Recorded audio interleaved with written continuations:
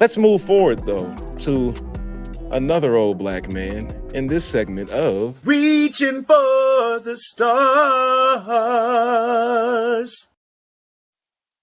I love old black men, and y'all get on my nerves sometimes. Dang, evolve. Shit.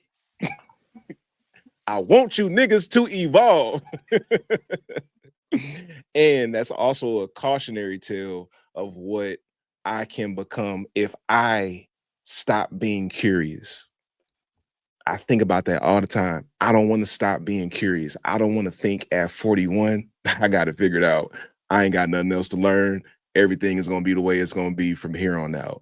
I want to stay curious. Because in this installment of Reaching for the Stars, Marvin Winans strikes again. And we just going to talk about it a little bit before we get deeper into the conversation about perfectionism. And actually, there's a perfectionism angle even in this. So I'm gonna tell you how viral moments come across for me. It starts in my DMs, like somebody will send me something. Did you see this? And I may or may not watch it depending on how many times I get it. And then like I watch it and I'll be like, I hope this don't go viral. Because I don't want to talk about this. But I understand what my platform is. So like people keep sending it to me, then it goes viral.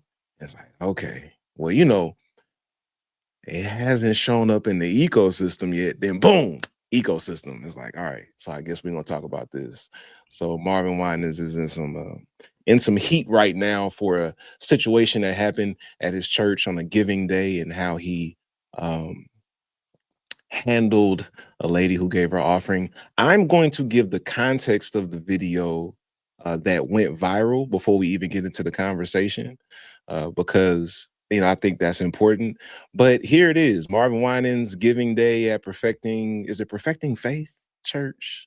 Yeah, Perfecting Church on their big giving day. So it's going to start with him giving instructions for how this is supposed to flow, and then it's going to move to the viral moment where he handled this lady. You just here it is. We're going to do this a couple of ways. Those that have the 1,000 plus 1, that means you're coming with your 1,000 that you're giving, plus you've asked someone else to give. Now, you don't have to stop at 1,000, and we're going to deal. So in other words, if you say, Pastor Winans, I'm coming with my 1,000 plus another 3,000, then you'll say that. You understand? And if you didn't get the plus 1, but you maybe came with $250, you're going to come say that this is my 1,000 plus 250. You with me? And we're going to go all the way down. So I need you, in order for this to work, I need you to come when you're called with the offering that you're bringing. I, Roberta McCoy, giving faith and stand in unity with the vision of Perfecting Church of sowing this seed of $1,000 plus $235 and receiving the blessings to come to all that participated. Now that's only $1,200. Yes. Y'all not listening to what I'm saying. If you have 1,000 plus 1,000. Okay. Well, I'm gonna work on the other 800. Well, that ain't what I asked you to do.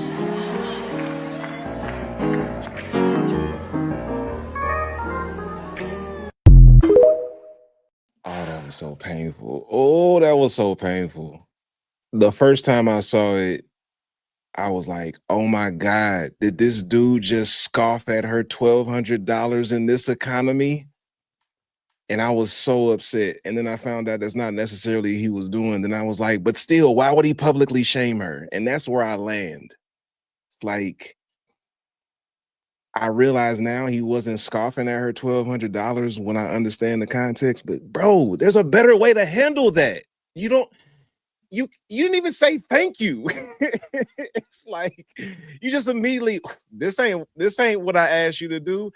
Bro, sir, pastor, bishop, whatever, like, please just come on, man.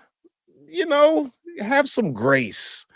We have to get out of this mode of publicly shaming in the church.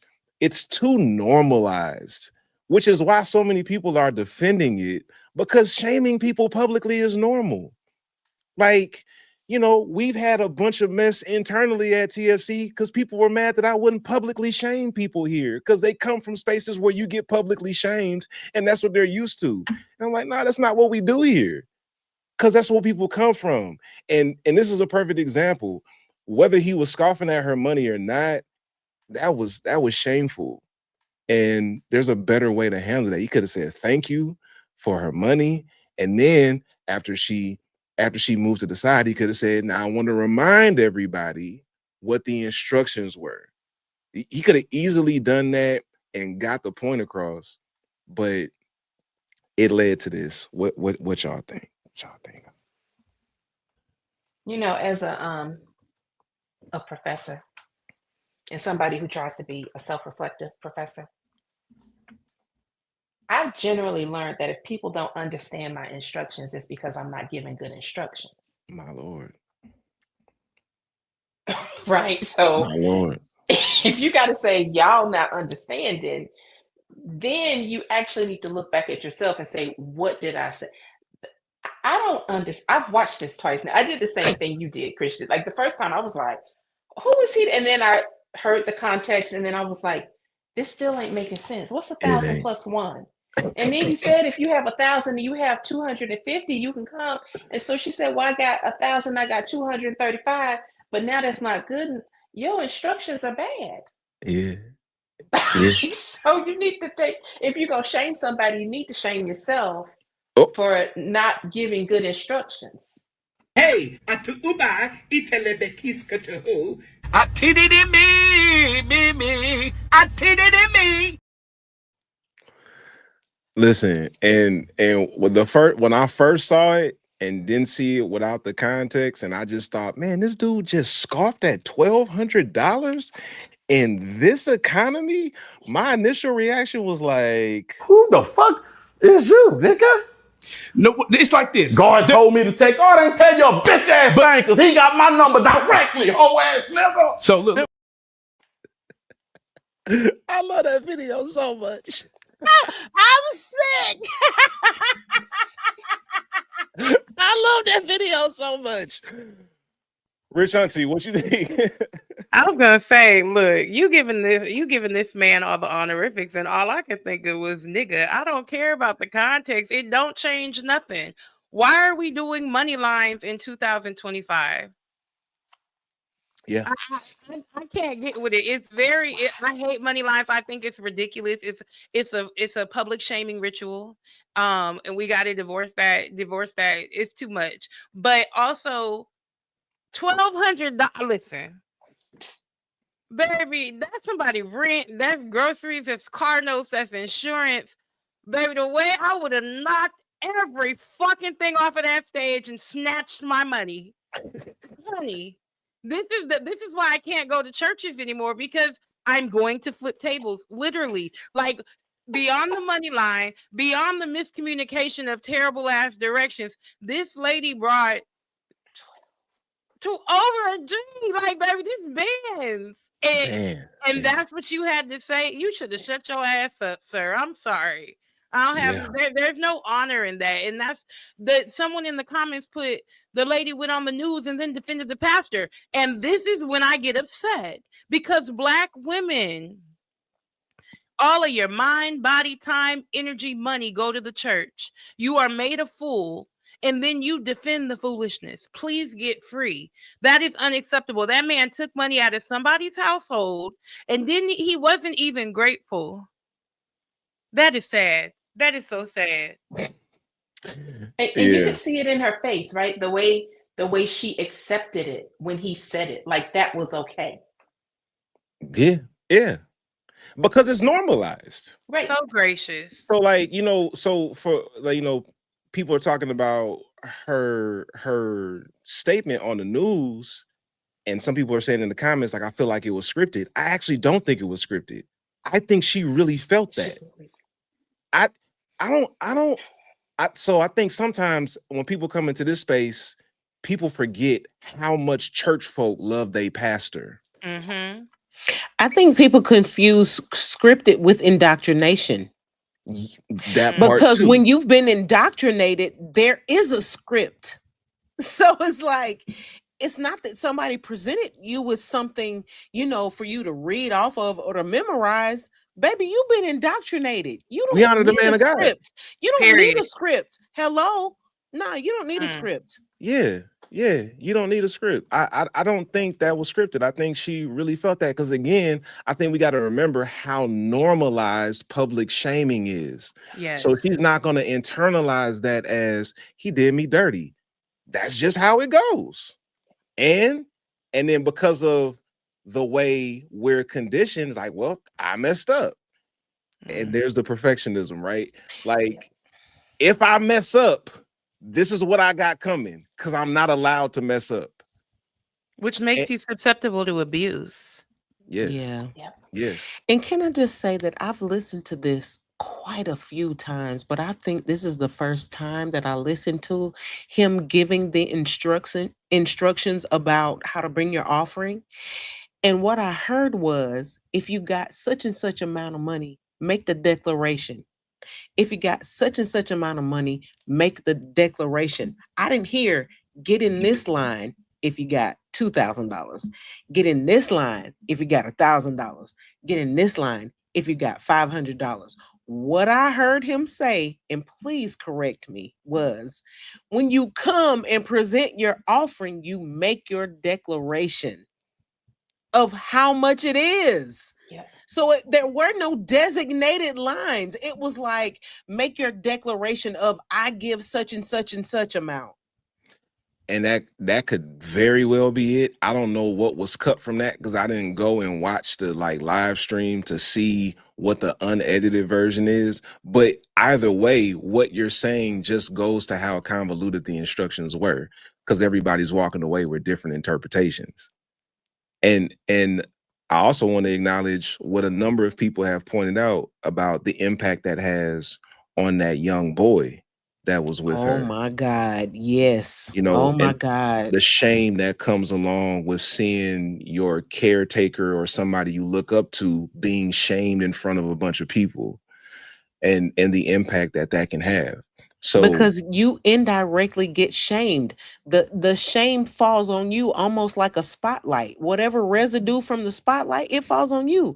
And I say that from experience. When there were times that my parental figures got silenced and brought before the church, I had peers to answer to. I had peers to interact with. So when my peers were giggling, gossiping, whatever they were doing about my parents, that fell on me indirectly, even though I wasn't the one that was going before the church. I'm just 12, 13. Yeah. But that trickles down on me. Yeah. Yeah, absolutely.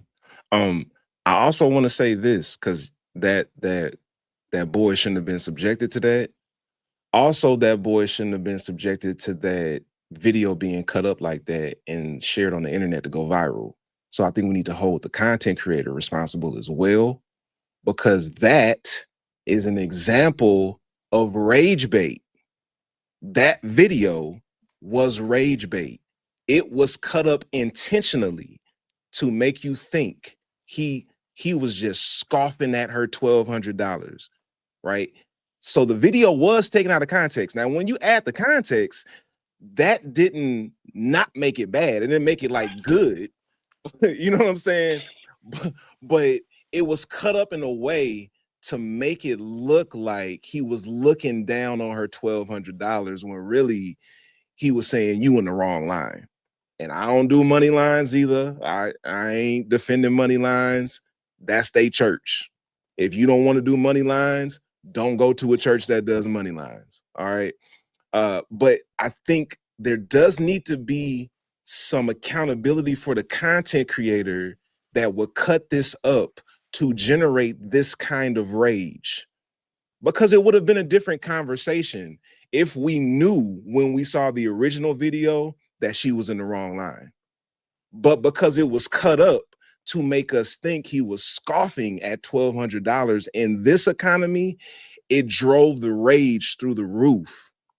And it led to the level of virality that this moment is having. So I want to make sure when I speak to us to remind us, take time to take all the information in. Because when I saw that video, just like last week, when I saw the video with Jonathan Majors and NLE Chopper, and when I first saw the video, I was like, Jonathan Majors tripping. And then when I saw the context, it's like, he kind of tripping, but I see what he's saying because I was irritated too. Right here, it was like, initially I was thinking, how dare you scoff at this $1,200? And I was like, oh, he was irritated because she was in the wrong line. He still mishandled her. It still is unnecessary. But that video was cut up to make me think even worse of him. Yeah. And I also acknowledge Marvin Winans done put himself in this situation because he's been doing a lot of silly shit. Right. So it's nuanced. Right. But also the average person is not necessarily going to do their due diligence to graduate beyond the rage bait, which is a thing. And then even if you were talking like the whole reality that nuance needs to remain the center of every conversation. Because I was just thinking, like, I loved money lines when I was a child, because in that tradition, everybody got to go take their little, they played a bomb ass offering song. You get to dance and get your little two-step on down the aisle. It was fun. But in my adult settings, it was Kojic, money lines, lock the doors. So I think that there's so many things that can be applied to this conversation, because at the end of the day, one of the things I love about TFC is that giving is not an obligation. There's transparency. We're going to collect the money however we collect it, and we're going to keep having fun. And I think there's a way that offering and giving and all of that can be beautiful. And that's when there's no harm and no manipulation. I totally agree. And we're going to keep doing it the way we're doing it, because we're not trying to put anybody in that type of position, particularly in this economy. Like, I wouldn't even ask for that kind of money in this economy. Like, that's crazy. Like I said, there's plenty of reasons to be angry about this video. I just feel like the way it was framed, it was intended to drive the rage through the roof. So I want all of us to focus on being more emotionally regulated when we do come across rage bait, to take time. And even with that, on that note, this was so funny to me. I shared on Threads, 2025 has been a rough year for the gospel Marvins. Because, earlier this year was Marvin Sapp with the Close the Doors. And then a Sinners movie fandom said, the only Marvin I stand is gay. LOL. And then somebody else said, because I'm not giving to any offering raised by somebody named Marvin at this point.